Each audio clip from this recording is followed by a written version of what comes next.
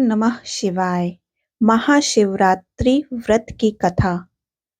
एक बार माता पार्वती ने शिव जी से पूछा, वो व्रत और पूजा क्या है जिससे मृत्यु लोक के प्राणियों को आपकी कृपा आसानी से मिल सकती है। तब महादेव ने स्वयं महाशिवरात्रि व्रत की यह कथा माता पार्वती को सुनाई। कथा के अनुसार किसी गांव में चित्रभानु नाम का एक शिकारी रहा करता था।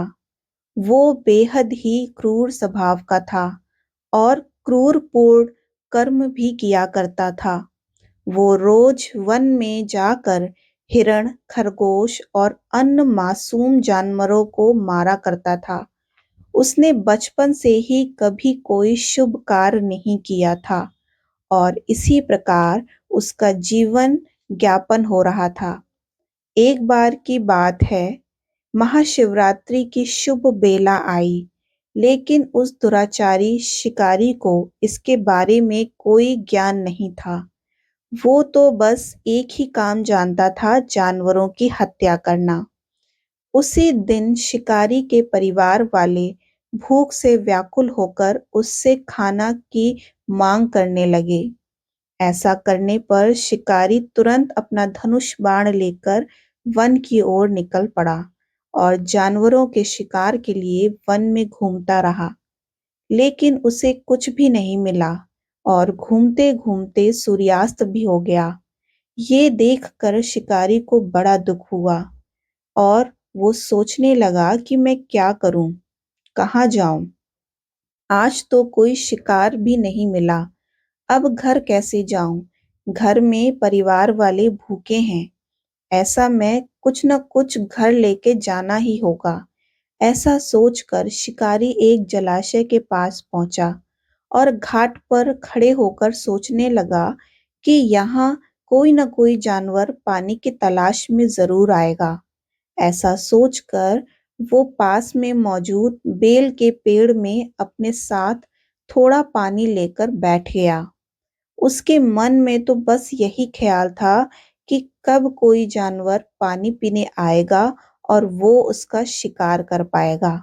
इसी प्रतीक्षा में भूखा प्यासा वो शिकारी बैठा रहा। इस तरह काफी रात हो गई और जब रात का पहला पहर शुरू हुआ, तब उस समय तालाब के पास एक गर्भवती हिरनी आई। चित्रभानु ने उस गर्भवती हिरनी को मारने के लिए धनुष बाण उठाया। ऐसा करते हुए उसके हाथ के धक्के से पानी और बेलपत्र नीचे गिर पड़े। उस बेल के पेड़ के नीचे एक शिवलिंग मौजूद था, जिसके बारे में वो शिकारी नहीं जानता था और इस तरह से अनजाने में उसके हाथों से शिवलिंग पर जल और बेलपत्र गिरने से शिव जी के पहले पहर की पूजा संपन्न हुई।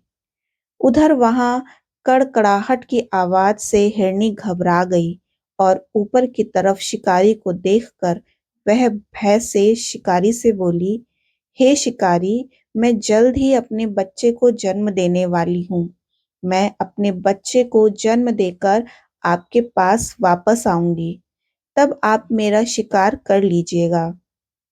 गर्भवती हिरणी की बात सुनकर चित्रभानु ने उसे जाने दिया और इस तरह महाशिवरात्रि का प्रथम पहर भी बीत गया।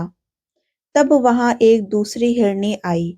हिरनी को देखते ही चित्रभानु शिकार के लिए तैयार हो गया और पहले की भांति ही उसके हाथ के धक्के से बेल पत्र नीचे मौजूद शिवलिंग पर गिर पड़े और इस तरह दूसरे पहर की पूजा भी संपन्न हो गई। तभी उस हिरनी ने भयभीत होकर शिकारी से कहा, हे शिकारी, मैं अपने पति की खोज कर रही हूँ। मुझ पर कृपा करो और मुझे जाने दो। मैं तुमसे वादा करती हूँ कि मैं अपने पति से मिलकर तुम्हारे पास वापस लौटूंगी। यह सुनकर चित्रभानु ने उसे भी जाने दिया। कुछ समय बाद जब रात का तीसरा पहर शुरू हुआ, तो वहां तीसरी हिरनी अपने बच्चे के साथ आई। चित्रभानु ने फिर से हिरनी के शिकार के लिए तैयार हो गया और पहले की भांति ही उसके हाथ के धक्के से बेलपत्र नीचे मौजूद शिवलिंग पर गिर पड़े और उस हिरनी ने शिकारी को देखा तो वो उससे बोली, शिकारी, मैं अपने इन बच्चों को अपने पति के पास छोड़कर वापस तुम्हारे पास आऊंगी। कृपया मुझ पर दया करो। हिरनी की बात सुनकर चित्रभानु ने उसे भी छोड़ दिया और इस तरह चित्रभानु ने भूखे प्यासे रात्रि के तीसरे पहर की पूजा भी संपन्न कर ली। चित्रभानु अपने परिवार की चिंता में डूबा हुआ था कि तभी वहां एक हिरण आया। चित्रभानु बड़ा खुश हुआ और तीर साधने के लिए अपना धनुष उठाया और ऐसा करते हुए पहले की भांति उसके हाथ के धक्के से बेलपत्र नीचे मौजूद शिवलिंग पे जा गिरे और उसके द्वारा भगवान शिव के चौथे पहर की पूजा भी संपन्न हो गई।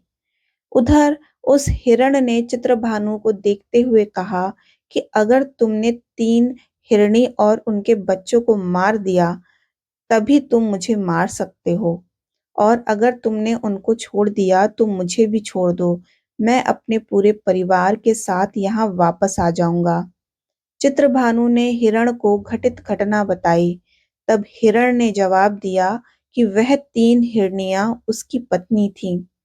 अगर तुमने मुझे मार दिया तो वह 3 हिरनी अपना वादा पूरा करने नहीं आ पाएंगी। मेरा विश्वास करो, मैं अपने पूरे परिवार के साथ यहाँ जल्दी वापस आऊंगा। हिरण की बात सुनकर चित्रभानु ने उसे भी जाने दिया। इस तरह चित्रभानु का हृदय परिवर्तन हो गया और उसका मन पवित्र हो गया। रात भर चित्रभानु ने अनजाने में ही सही भगवान शिव की आराधना की थी, जिसकी वजह से भगवान शिव उससे प्रसन्न हो गए। वहीं कुछ देर बाद हिरण अपने पूरे परिवार के साथ चित्रभानु के पास पहुंच गया। हिरण और उसके परिवार को देखकर चित्रभानु बहुत खुश हुआ और उसने हिरण के पूरे परिवार को जीवन दान देने का वचन किया। यह देख भगवान शिव ने प्रसन्न होकर शिकारी को अपने दिव्य स्वरूप का दर्शन करवाया और उसे सुख समृद्धि का वरदान दिया। इस तरह चित्रभानु को मोक्ष की प्राप्ति हुई और मरने के बाद उसे शिवलोक में ही जगह मिली।